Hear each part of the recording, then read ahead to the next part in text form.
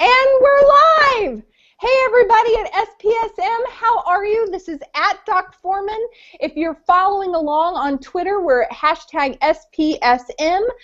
For the next hour, we're going to be discussing suicide prevention, and specifically, our guest is at BlkRnBow, at BlkRnBow. This is Dameyon Bonson. Everybody, let's say hi. Dameyon, you're up. Oh, am I like on video and tweeting at the same time? You're live and tweeting. Oh, excellent. G'day, everybody. Dameyon, can you mention really quickly the websites that you can be found out, your Twitter handles, all that stuff? Okay, our Twitter handle is BlkRnBow, so it's at BlkRnBow. Our Facebook page is BlkRnBow Australia. And if you Google Start Some Good BlkRnBow, you'll find our campaign to set up, I think, even the world's first Indigenous LGBTI specific mental health and suicide prevention foundation. Fantastic. Tony says something about link to the video. And Tony's sending me a message, and I don't know what that means. So, Tony, if you can send that more specifically. Yeah. I've got it here. I think it's the Vimeo. I can put that on. Go. Tony, the link to the video is in the Twitter stream. Mr. Tony Wood is our tech production crew, and we're having a little tech problem with the tech production crew. He's following along. And everybody, this is Mr. Pocket Square, Dr. Pocket Square. Everybody, our co-moderator, Dr. Bart Andrews. Dr. Bart Andrews, say hi to the people. Hey, good evening, everybody. Great to be here with Dameyon and BlkRnBow and Doc Foreman. Hope everybody is doing well, and we are ready to rumble. I don't know if I'm a good rumbler or not. Dr. Bart Andrews, can you introduce yourself really quickly? Let us know what your handle is on Twitter, where you can be found, all that good stuff. Sure. So, I'm at Bart Andrews. On Twitter. I'm Vice President at Behavioral Health Response, an amazing crisis agency in St. Louis, Missouri. I'm also an a training coach, and actually had the pleasure to work with and be at an assist conference over the weekend, and met some folks who are doing great work in Australia, Dameyon. And we actually spent some time talking about cultural diversity and some of the things they're doing when they're working with Indigenous populations to recognize that we need to be very culturally aware and culturally sensitive when we're talking about suicide. One of the folks that had been working in New Zealand with the Maori, and the Maori word for suicide has so much pain and trauma around it that there was a lot of extra work that they had to do in using that word. So it's one of the things. That's why I'm really cool that Damien's here, and I just want to hear him say good day as often as possible, because it's really awesome. Dameyon, hear us. G'day, mate. How you going? Love it. Okay, what did you say? That's not. G'day, mate. How you going? Hey, gone. G'day. How you going? How you going? That's not a knife. That's not a knife. That's not a knife. That's okay. Yeah. That's not a knife. That's from Crocodile Dundee. All right. Oh, this is a knife. No, yeah. No, yes, that's not a knife. Yes. This is a knife. Well, I can't do it. I wish that I could, and then it always sounds bad. So I'm going to try not to. But I will tell you, when I was chatting with Tony, as I was letting him know that you had made contact, and you might want to chat with how you found SPSM and how you made contact with us. But I said I think that he should do a hangout just because I want to listen to him talk. Yes. Yeah, no, all right, let me just try and get some of this tweeting happening at the same time, because I'm trying to rub my belly and pat my head at the moment, so... no, you're doing great. No, because I live remote. I'm also trying to keep up with the questions. Have they come through yet? No? No, just in a couple minutes. You're good. Okay, good. No, because I live remote and I've actually worked remote.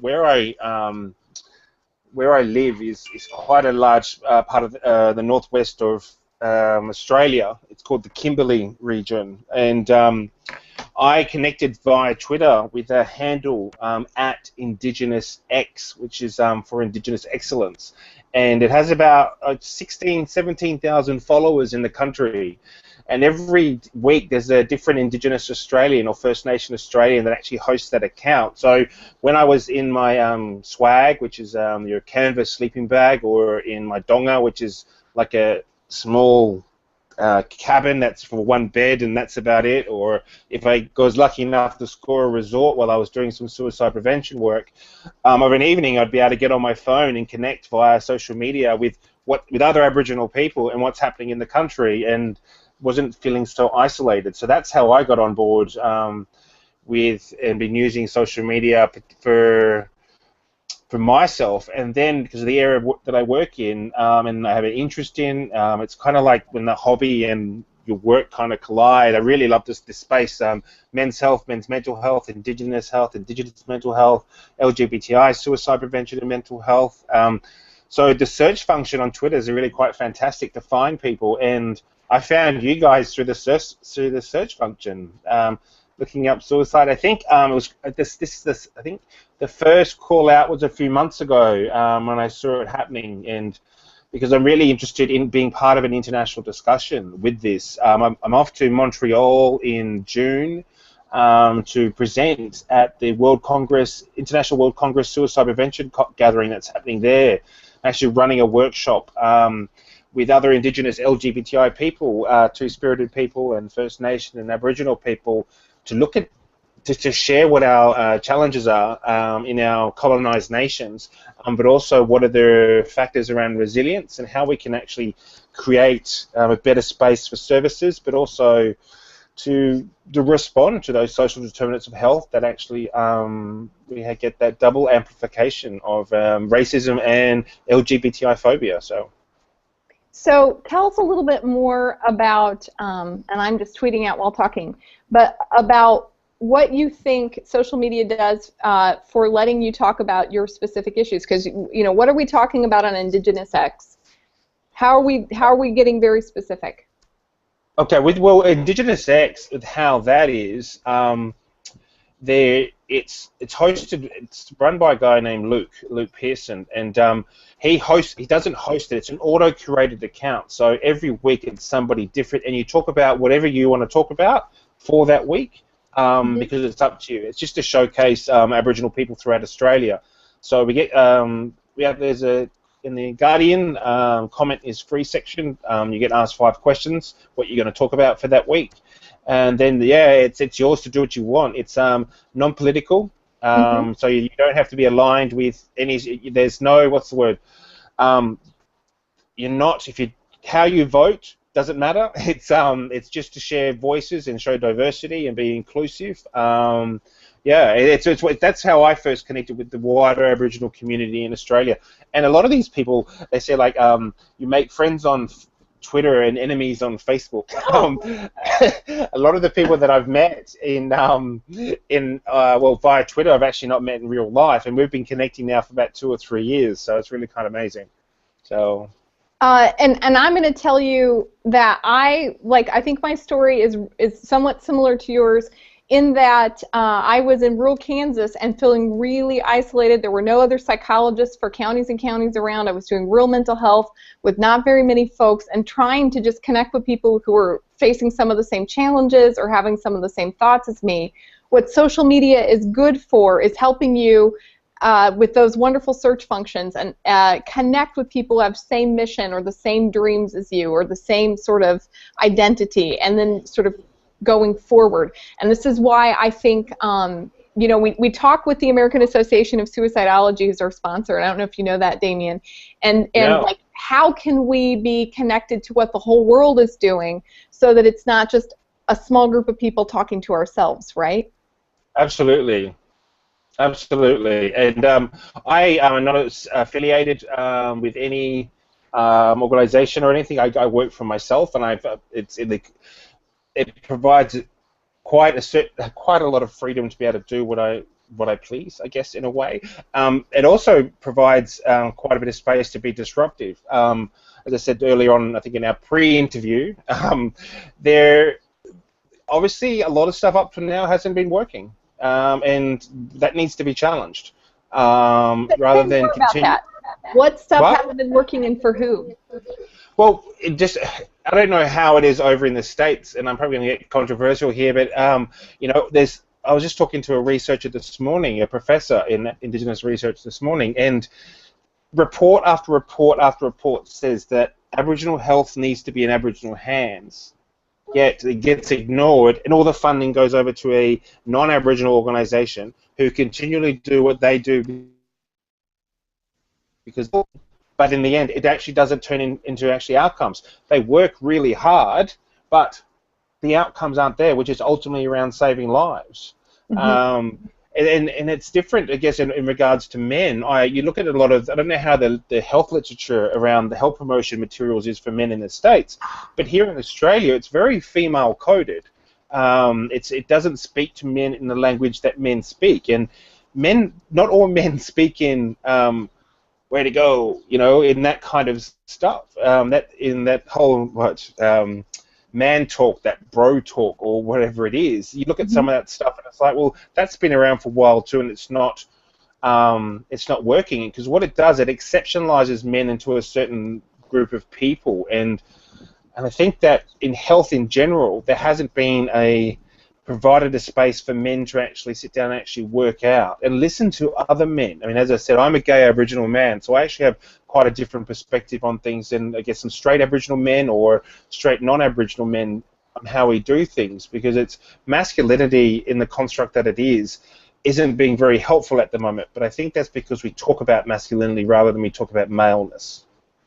So you know what? Because I agree with you, I brought Dr. Bart Andrews, a real live male. Excellent. And you'll notice that I don't know if you can look in the Twitter feed, we have folks who identify from a lot of identities. We have men, we have women, we have a really diverse group. But I think this is a great time. Dr. Bart Andrews, can you speak a little bit to your sense of that mental health is really female-coded?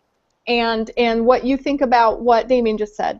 Yeah, you know, he raised such an amazing point, because I will never forget my first experience in psychology in a more formal research context was at a PTSD lab. And one of the things that we were doing was we were looking at rape victims and the impact on galvanic skin responses and autonomic systems when retelling their story. And it was almost all women. I was the only male involved. There was another male involved. But the anti-maleness of that experience, you had to be very careful about what you said and how you acted. And you kind of learned, I'm going to put this politely, but you kind of learned that you need to take your maleness and wrap it up tight and keep it under wraps. That it was there was a lot of anger at men. Yeah, your junk maybe would be a way to put it. We're not talking about wrapping up penises. Like seriously, what do you mean by you have to take your maleness and sort of wrap it up to be in the mental health field? Because you get accused of what? Oh, sorry. No, but I think Damien's hitting the point. You really had to. I couldn't act or be the way I normally would be, right? So it was clear that the kind of conversations I had to be very careful about how I presented myself, how I spoke. And also there was a lot of anger directed at males, just males in general, right? And so the other thing, and this is really interesting, there's direct research that shows that mental health professionals, male mental health professionals, tend to become feminized, right? And so you, in fact, when they do feminism scale, and there's different scales that they use to measure this, but when male mental health professionals tend to spike higher on measures of femininity, and that gets ingrained in us to a large extent, the way we sound, the way we talk. A lot of the maleness of our speech patterns gets removed. And so there's lots of interesting things around that. And just look at the field in general. How many men are in the field? When I was in graduate school, there were very few men in the program. And every work setting that I've been in, it's been, I would say, on average, 80 to 90% women. Try to find male counselors for young men who are seeking therapy. It's a very difficult thing to have happen. And so the field is dominated to a large extent by women, and there's some good things about that as well. But there's a clear, when we talk about diversity, sometimes we forget that maleness can be part of that diversity puzzle as well, that in fact diversity comes in all kinds of shapes and forms, and that's really important.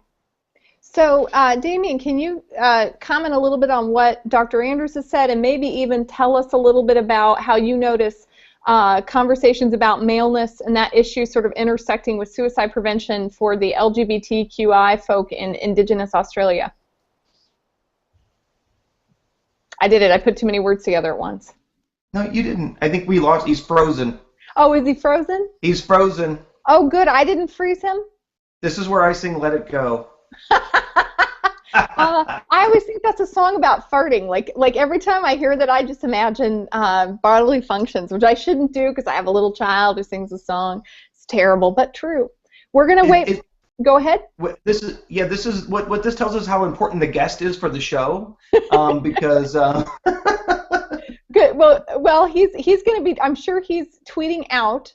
And so if you go to that SPSM Twitter feed, I bet you we can see where he is.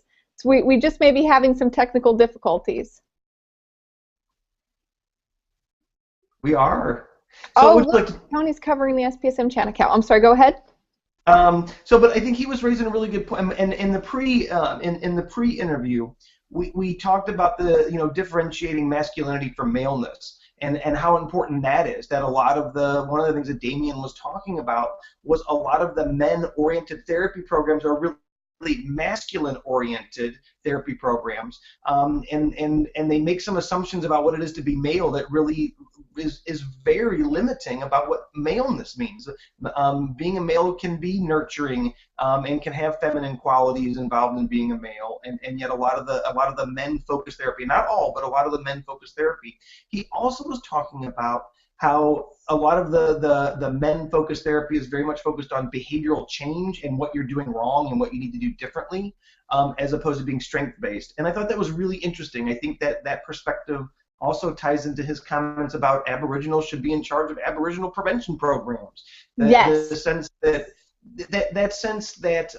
there's more to this than experts telling us the right thing to do, and that being strength-based is really important, and who understands people's strengths better than themselves, and being able to build on those strengths. I'm also just, and I have to tell you, because the gender stuff is a little challenging for me as well, and Tony is telling us to continue this topic. There's a lot of interest in this.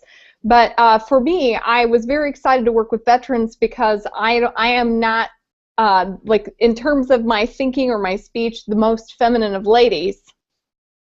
And so, like, I prefer working with men and with veterans, but one of the feedbacks that I get when I'm doing suicide prevention with men is that, a guy once said, well, you're sort of a man-friendly therapist. And I thought, well, that, like, for a minute I was like, well, what do you mean? What do you mean by that?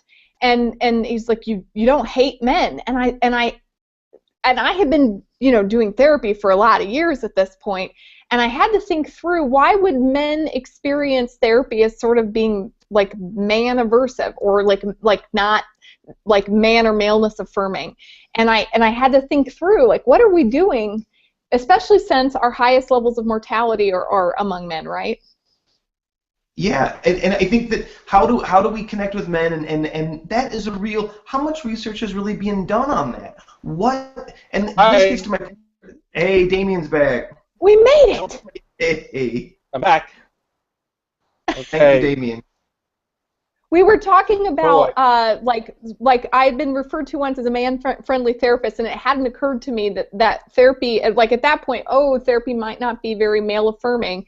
And Bart and I were talking about his experience as a man in the mental health field, that, the mental health field really does seem to be set up in a very feminine way. We almost don't talk about that. And I'm wondering, from sense of somebody who's a First Nation person who's LGBTQI, down in Australia, what is it that you notice about the mental health field and our language about mental health and suicide prevention that doesn't fit for folks like you? I just tweeted out there that it's very heterocentric as well. It doesn't speak it speaks within the binary, but that's kind of around that the health promotion material isn't inclusive of everybody. Again, I think earlier on in the chat, it's like, Dr. Bart was saying, I think I just like saying Dr. Bart now. Dr. Bart, Dr. Bart was saying around how, about femininity and how men have a feminine side and a masculine side.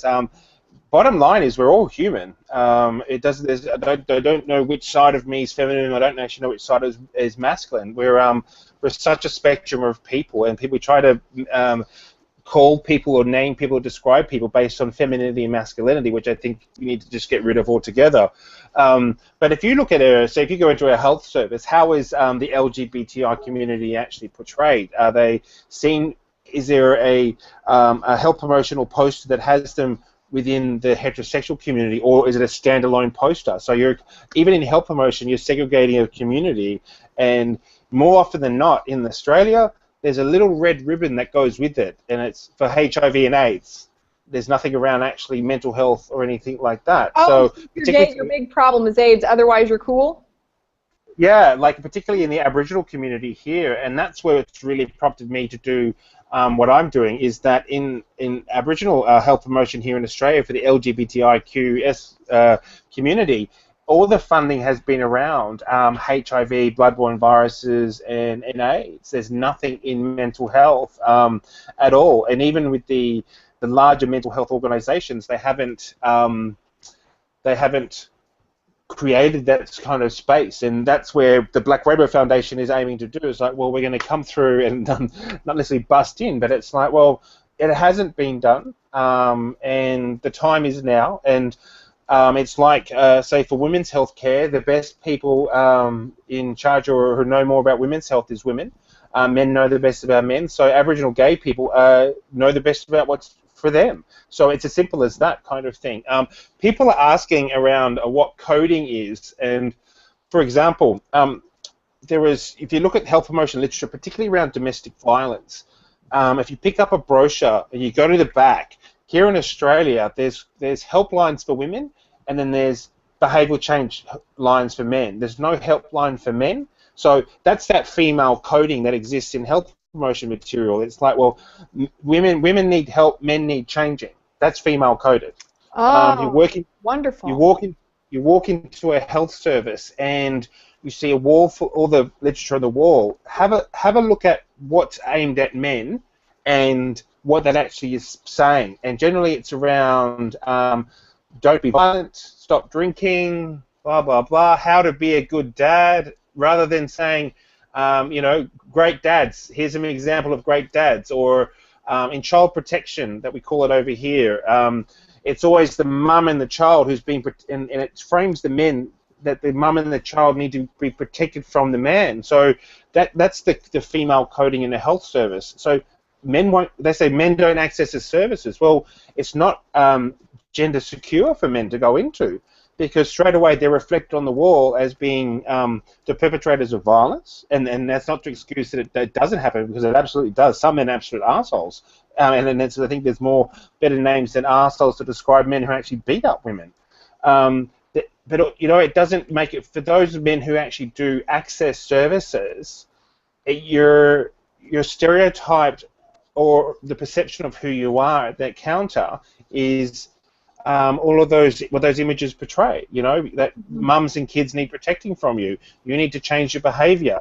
And one of the things that kind of really shits me in that's happening at the moment, and I just started writing an article, some dot points down, to get back in the Good Men Project or in The Guardian, is the headlines in articles for men that go, boys cry, or men don't cry. I'm sick and tired of this deficit language that gets used. It's like, you know what, we do, but that's not the issue. It's actually, how do we access support? And no one's actually, I think, listening to men in the way in which we communicate. Yes. People are too quick to come up with a response. And my thing is that with men, you've got to watch how they talk, not what they're saying. It's actually, how are they actually verbalizing their stuff? Mm-hmm. I wrote a piece that got we're gonna take a pause, because Bart just really reacted to that. What were you thinking when you said that, Bart? Well, I think that what Damien is saying is so key, that much of therapy is focused on verbal content, and not as much on the nonverbal. How are things being said? How is the person responding? And how a male responds in therapy or in a moving moment or a transformative moment can look very different than how a woman would respond. But if we're only focused on the words that are being said, we can be missing a huge part of the picture. And I think that's really powerful and really key. And I think working with soldiers a lot, that's one of the things that I really notice is that nonverbal communications between men, and we're obviously overgeneralizing a little bit, but often people say men don't communicate as much as women do. And it's true that studies show that we don't use as many words. Men may not use as many words, but as we know, verbal communication is just a small part of communication. It's actually a fraction of the overall communication, and men do a lot of nonverbal communicating, and that's something that we really need to be aware of and focus on. So can I check in with you, Damien, about something that I really love that is in Australia? I think it's Australia. I hope it's not New Zealand. But the men's sheds, the men's sheds, right? You know what I'm talking about?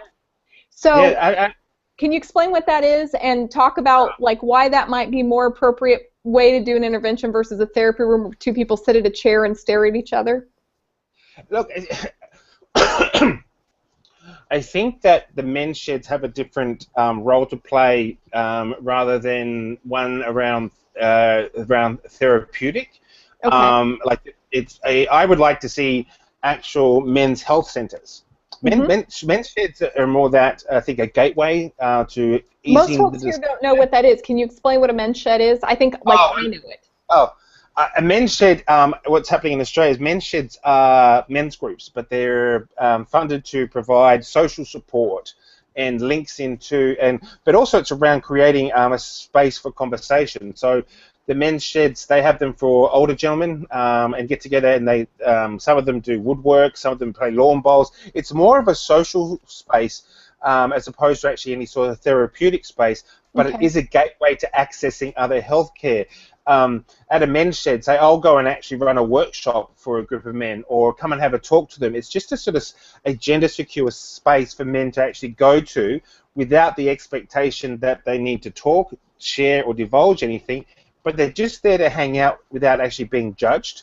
And the story behind the men's sheds, it actually came from a group of Aboriginal people in the Northern Territory and it happens a lot here in Australia, that the idea was that this doctor was going out to this Aboriginal community, or reservation, you call them, we call them communities, and the Aboriginal men weren't accessing the doctor or the health. So what they did was there was this shed off to the side, so he put up some Hessian sacks or some tarpaulin, I don't know what language you use, like something to block it off. Yeah, and block it off.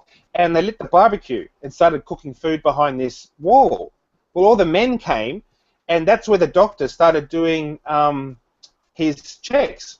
They started from there, and so they started creating a space where you went there because that's where the men were, but behind this wall of fabric or plastic or whatever it was, you didn't know what happened there, but there was a doctor there who would do your blood pressure, your diabetes, and all that kind of stuff. That idea spread throughout a number of communities. Well, mainstream Australia have taken that idea and now call it Men's Sheds Australia. And the irony is that the Aboriginal men who first started this are the least funded in the men's health space in regards to it. But that's the politics of it all. So wow. Oh my. I'm trying to catch up with the tweets. As people actually go ahead, stop and catch up with tweets. It'll be time for a little break. It's time for the bowl of interesting questions. Take a minute, catch up with tweets. And Bart and I can chime in, and you can chime in last. How about that? So here's the thing, and you don't know me, Damien, but there are these questions in this bowl. They may be appropriate, they may not be appropriate. You don't know what's going to happen. The bowl just does what it wants to do. It's not about socks. It's not about socks this time, although Kevin Hines did tweet out some great Hawaiian socks. Big shout out to Twirl and Swirl. Hessian socks or Hessian sacks mean burlap sacks. Okay. Potato sack. And we're getting lots of messages. This is going well. So this is a more serious question, which is how do you identify and why? Go ahead and answer some tweets, and we'll get to you. Like you can catch up. Oh, okay. All right. And Bart, go for it. How do I identify And why? And why? What, in terms of what? This is it. I don't know. That, The poll just asks a question. You just have to answer it. So, okay. Let me think. Okay, so I've got some answers. One, if you ask me, one, short. I identify with being short. So that's one of my traits I identify quickly. Male, white, and that's really interesting because I went through a white awareness, white privilege workshop recently, and that's one of the things that folks that, yeah, and one of the things that being a part of a majority status means you don't have to identify with your race, and that's one of the things that's really forefront for me is identifying as being white. So marginally straight would be a good way to put it. Those are identifications. Like nominally or marginally straight? I don't know. Marginally. Well, I don't have to go into detail around that. Just the whole identify question was rather ridiculous. Okay, Your turn. Yeah, so I think about this like quite a lot, especially because I'm living here in Louisiana. I'm not from here, and the culture is so specific here. So it was like moving to Louisiana was a wonderful chance for me to experience like myself as being from somewhere else, and to really feel what that feels like. So I definitely experience myself as being like a third-generation daughter of rural farmers and mechanics from the Midwest. I have this like fairly significant German farmer and Scottish farmer ancestry, so lots of my lineage and ancestors sort of immigrated over at the same time, and then sort of planted themselves in the Midwest where they got to growing stuff and fixing things, and did not necessarily go to a lot of school either. And so as I've sort of left that and come back, I sort of experienced that. And when I think about who I am and my sense of being very practical and outcome oriented, like I've definitely learned how to class it up for the educated crowd and for folks who are fancy, like my son Bart. You're not going to believe this is like, because it's a local thing, he's like signed up for cotillion.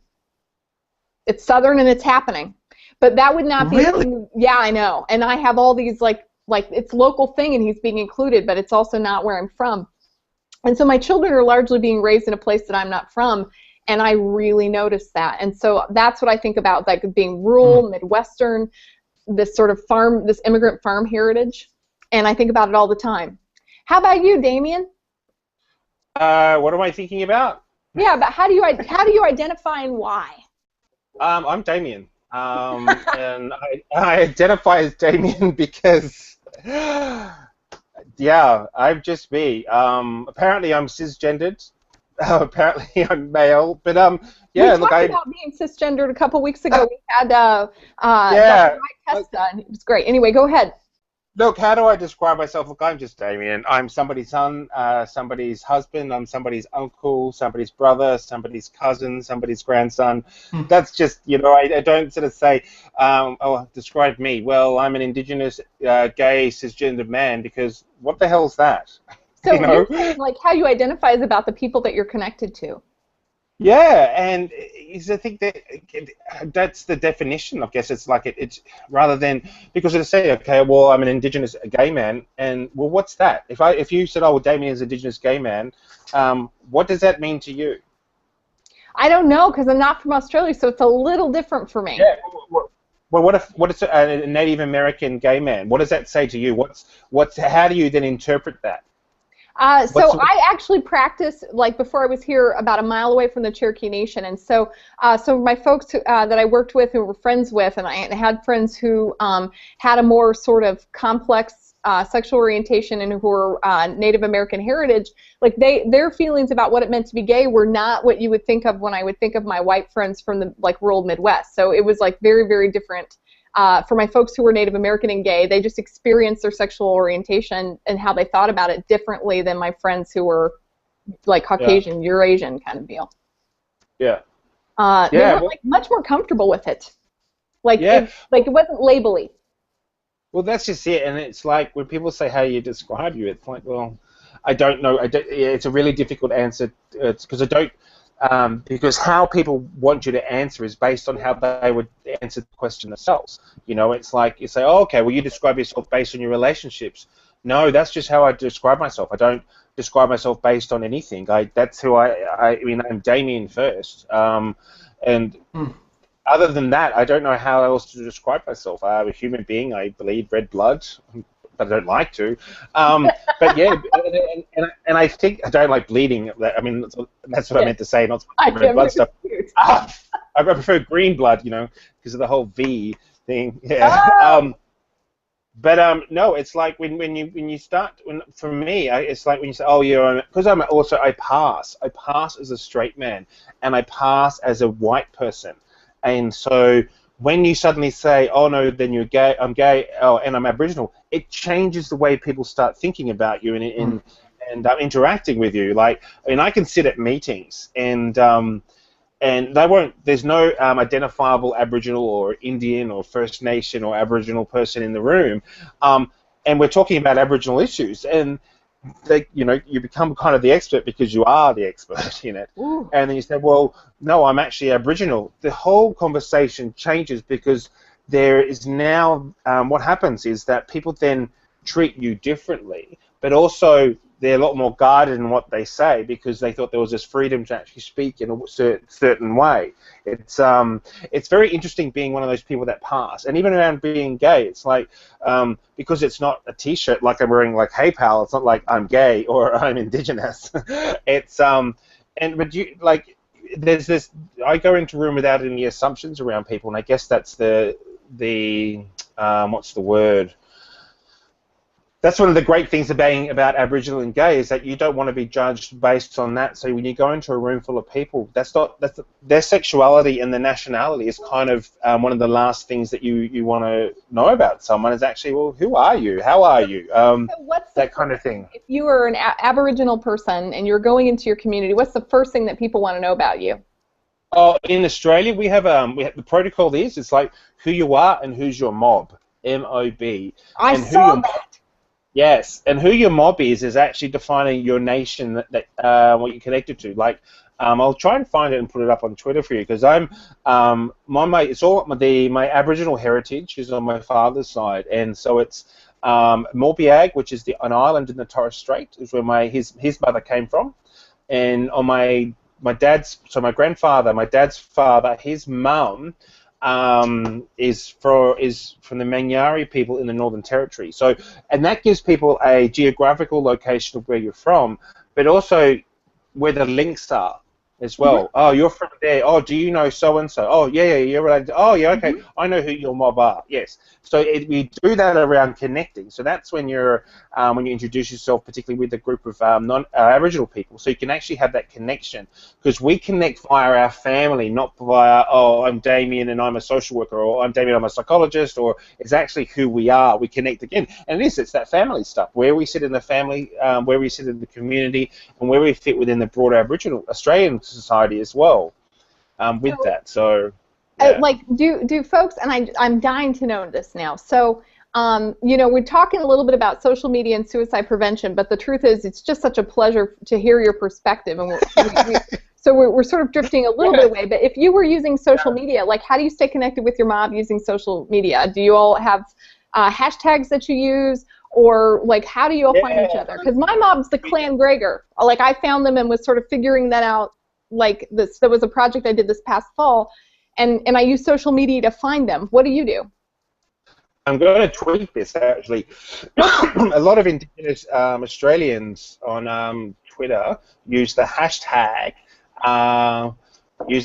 Indigenous X and follow at Indigenous. Where are we? Follow at Indigenous X for online and. So, do you guys use SoMe as your hashtag for social media, and Sophie Connections?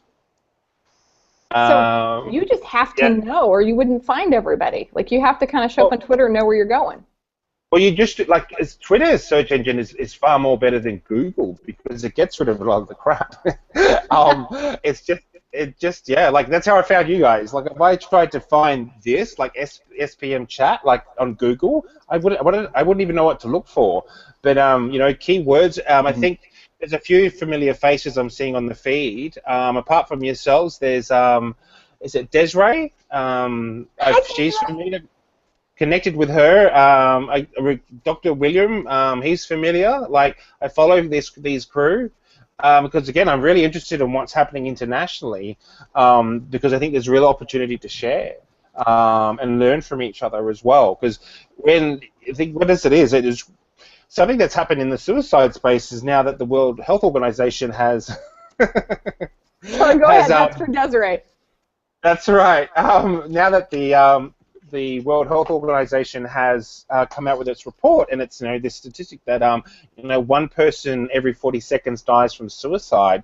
That's a lot of people wanting to not live in this world, and that's not necessarily a lot of mental health unwell people either. That's just people who make that spontaneous decision. So I find since then there's been now in the suicide prevention space there's been a lot of dialogue from different groups, and I'm getting a little bit concerned that then suicide's going to be placed over here in this one spot, and then everybody's got to compete for funding or support when we need to step back and actually look at not look at it as in suicide prevention, but look at in how can we assist and create a world where people actually want to live and stay alive. That's where I'm about, not looking at the individual as such, and looking at why are they them and getting them well, which is really, really important. But why are they unwell? Why are they unwell? Obviously, there's just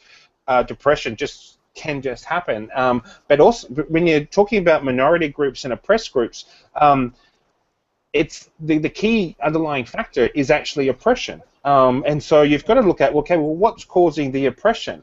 And throughout the world, for just about every First Nation, every Indigenous people, it is governments,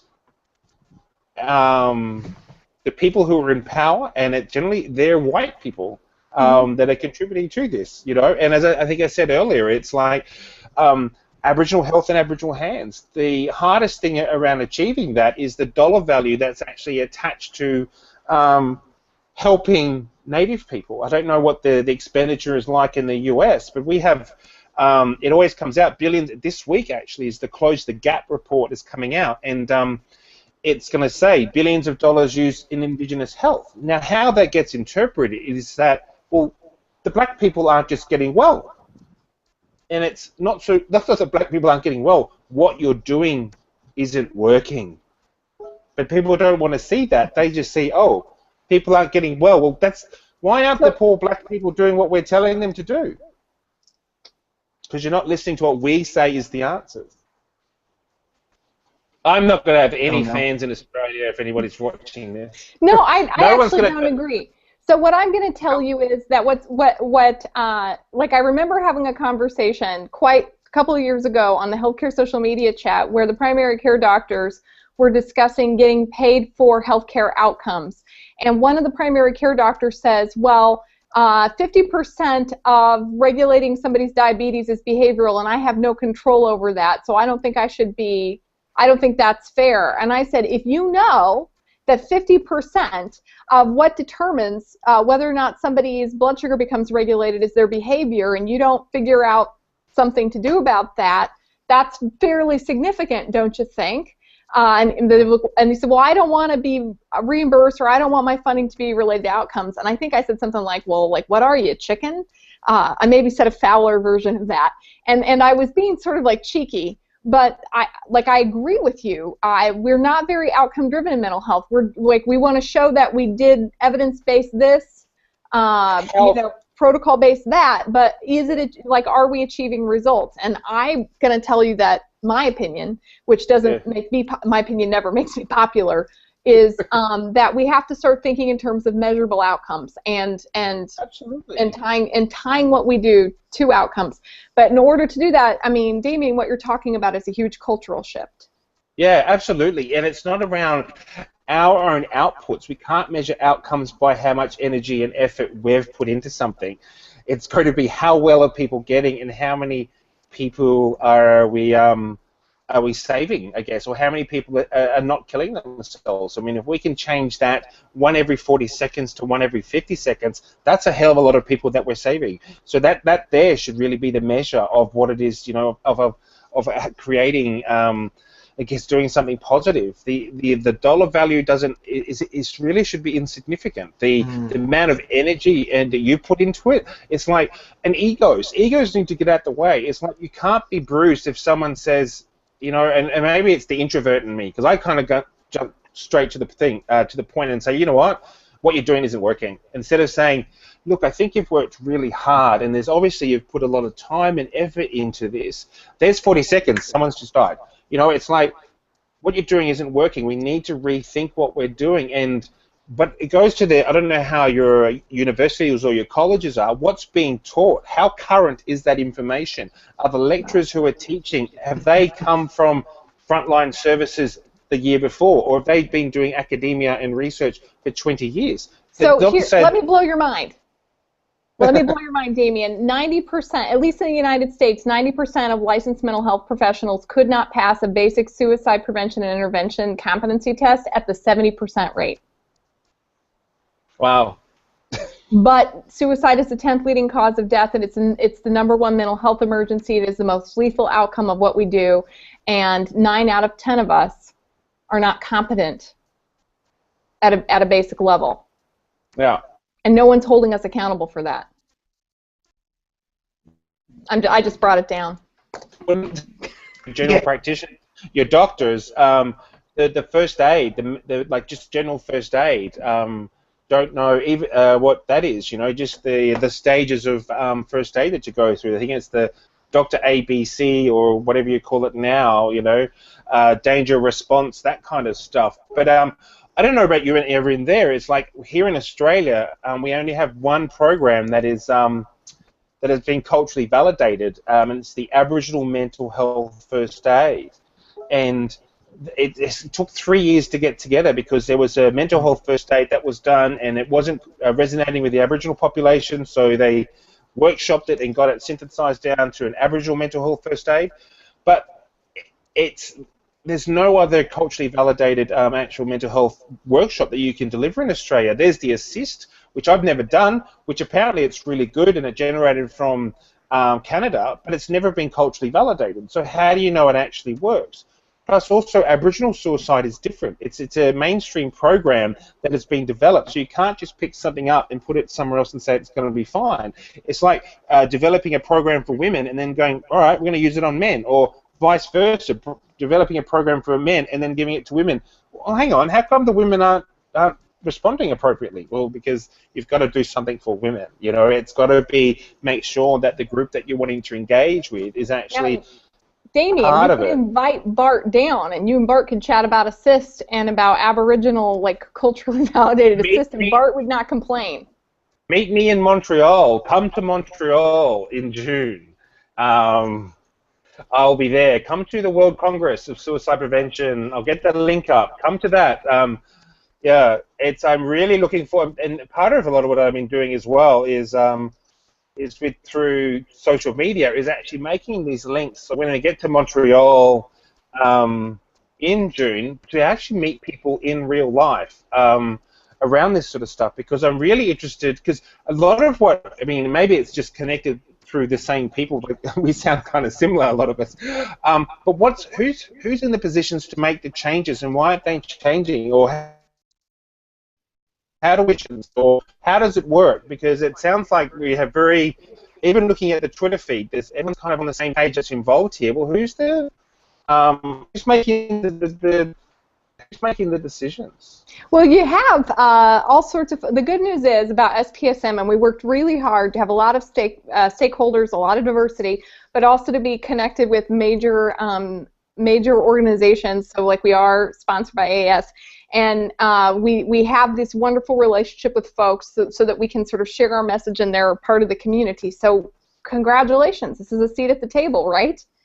We Fantastic. just have a couple minutes left. We're going to, Tony is telling us to make sure and plug all of our locations and our feeds and projects. Before we do, we're going to answer one more question. This is what everybody waits for, right?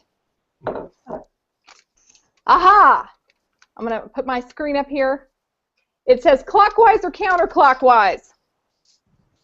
Can we see that? Yeah. Got a pirate hat. Something's happened.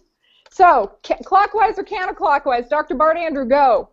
I'm going clockwise. Damien. I don't understand the question. The bowl just asks questions, and you just have to answer. I don't know. That's my answer. It's a fair answer. It's a fair answer. No, Fair answer. Yeah. I'm gonna pick counterclockwise because I'm always going the wrong direction, and I know it. Go straight ahead. Quit going in circles. That's what Damion said. So everybody, we're hitting the last few minutes. I would love, Damion, if you would tell a little bit about some of your current projects. You actually have several social media campaigns and projects going on sort of all at once. If you could just, for about 2 or 3 minutes, walk us through and let everyone know where they can find you. Okay. At the moment, I'm crowdfunding with a group of other people, but I'm the person that's really driving it full time at the moment, is to create Australia's first Indigenous LGBTI suicide prevention and mental health support. Starting off slow in health promotion and ensuring that we're in health promotion materials so that when an Aboriginal LGBTI person works into a health service or a hospital, they're reflected on the wall so it seems that they're part of the community. That's the main thing. We've got to raise about $17,000 in 14 days to reach our tipping point. We went really brave and really bold, as they say, and we're going to seeking $100,000. In the link to the campaign, you can see the phases, but I think we'll be lucky if we hit 25. But we're confident that we'll be able to do it. Where can people find this? Okay, I'll just put the link. Yeah, start some good. I'll just put the link into the Twitter feed, and I've been doing that already. So, yeah. Here we go. Yeah. And while he's tweeting that out, folks, do chat with him. We have several folks in the SPSM community who are trying to figure out for their particular projects related to their corner of suicide prevention, like how to get things crowdsourced or crowdfunded or how to use social media. So at BlkRnBow, tweet them out, like see what they're doing. This is such a new way for people to go about this as opposed to applying for grants or other things. Like, we all need to work together to find out what works. And I think we need to support each other as a community. Yeah, no, this opportunity has been really great, and I'd like to thank you guys for having me on. I don't know if I've contributed enough to the Indigenous LGBTI conversation, but you can follow at BlkRnBow for that, because that's all we're talking about at the moment on our Twitter feed. But part of the Start Some Good is, like, one of the things is that the first 3 stages that will be achieved within that $25,000 is, 1, get me to Montreal, run this 90-minute workshop. We're going to do a report that is going to be given to the United Nations to ensure that Indigenous LGBTI issues, there's direct representation across each sector, so within justice, within health, within mental health, within everything, that everybody else is included in. Another thing that I've working on as a hobby is Hey Pal. And the T-shirts you can get, I think I make a 50-cent profit on all of them. It's just something more of a hobby. It's so that it's an easy way for men to actually communicate. Hey pal, how you doing? It's like when you see someone in your street and you say g'day, like we do, or hello, and it's just a smile. It's just kind of a sign to say, hey pal, how are you? How you doing? Kind of thing. And it's just to break down those barriers and those stigmas around. It's okay to sort of say g'day or hello. So Hey Pal is something that I've sort of come up with, and yeah, you get the T-shirts, and it's through Teespring, so they get sent to wherever you are.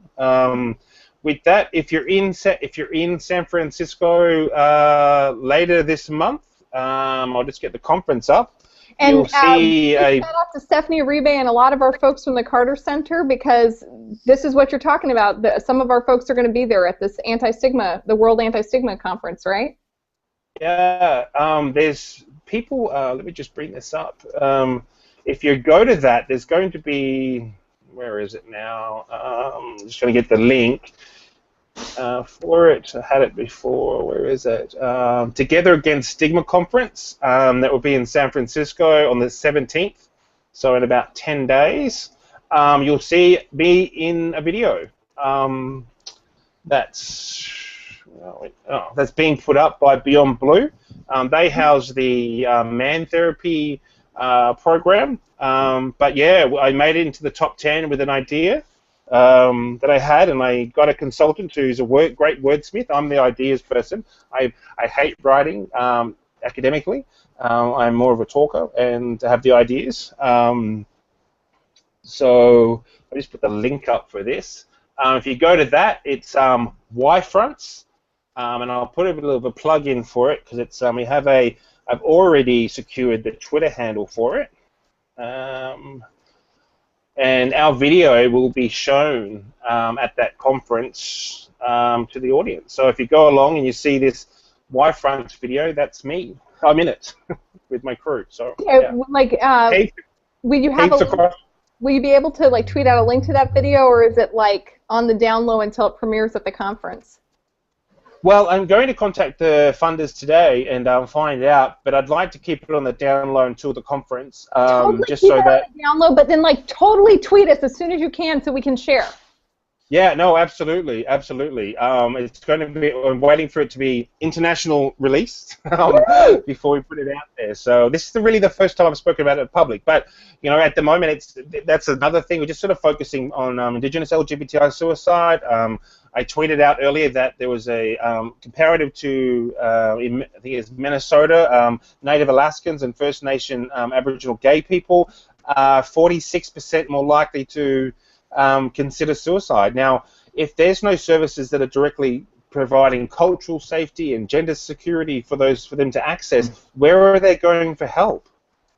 There isn't any. You know, so you can't. Yeah, like this one size fits all. The front door's always open, and that's where this coding is really, really important. It's around having like cultural signifiers or gender signifiers as well.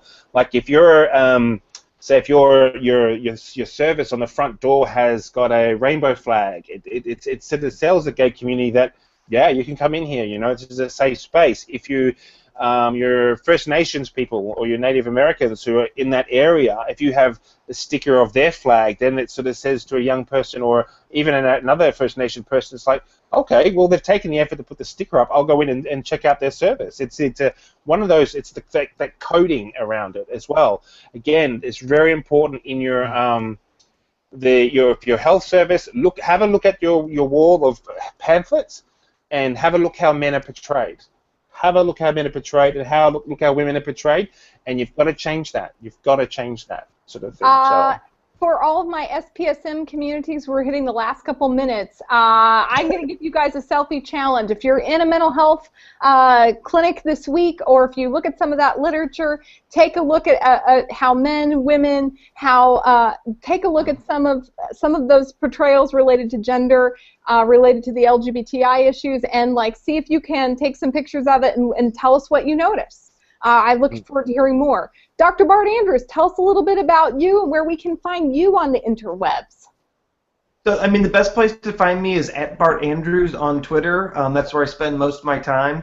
And I've been very fortunate to develop some connections, and there's just so much good information out there. And I think that I actually came across BlkRnBow on Twitter about 4 or 5 months ago and have been following him for a bit. And that's been really cool that we can do this internationally. So can we find you on Facebook, Twitter? Where, like, if people want to get a hold of you, because you're like been on the meme train pretty big. Yeah, mostly Twitter. Yeah, look, Facebook. I don't know. Facebook just doesn't really do it for me. I don't really know how to explain my relationship with Facebook. I'll put up the Facebook page. I'm just going to get that now. But yeah, like my personal Twitter account, I'll put that up as well. I'm on Twitter all the time. At the moment, my job is to be on social media.